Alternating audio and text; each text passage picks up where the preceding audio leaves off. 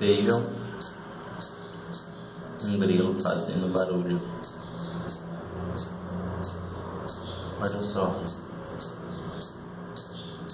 São as asas dele no caso, que encostam uma na outra, olha.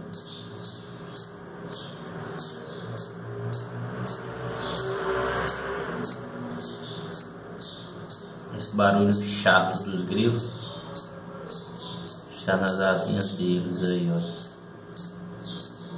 Pensa num bicho chato, velho.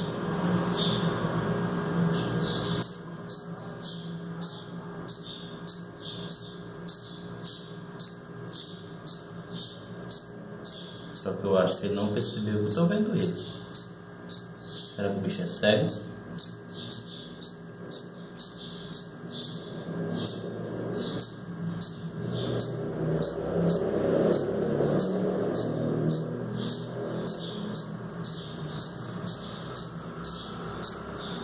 Legal que ele fica todo arrumado aí, todo em pé.